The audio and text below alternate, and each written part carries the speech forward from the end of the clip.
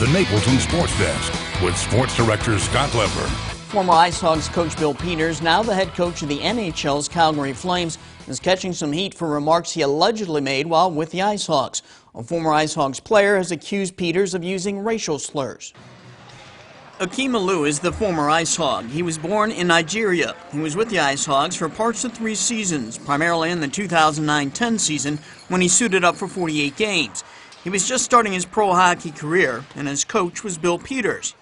Before we get into Alou's allegations, here's some background. Last week, the NHL's Toronto Maple Leafs fired head coach Mike Babcock. Peters was an assistant for Babcock before coming to the IceHogs, and later when he left the IceHogs for the Red Wings. When Babcock was fired, several of his former players began criticizing him on social media, calling him things like a terrible human being. It was this week that Alou posted this statement on his Twitter account. Not very surprising the things we're hearing about Babcock. Apple doesn't fall far from the tree. Same sort of deal with his protege in YYC. Dropped the N-bomb several times towards me in the dressing room in my rookie year because he didn't like my choice of music. First one to admit I rebelled against him, wouldn't you? And instead of remedying the situation, he wrote a letter to John McDonough and Stan Bowman to have me sent down to the ECHL. 20-year-old on pace for 20 goals in his first pro year with 0 PK time was off to a great start.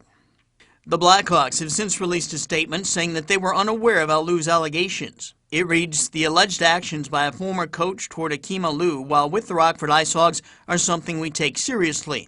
The purported incident had not been reported or brought to our attention prior to yesterday and had no effect on any player personnel decision regarding Mr. Alou."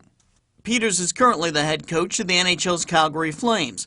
Flames general manager Brad Treliving made this statement this afternoon.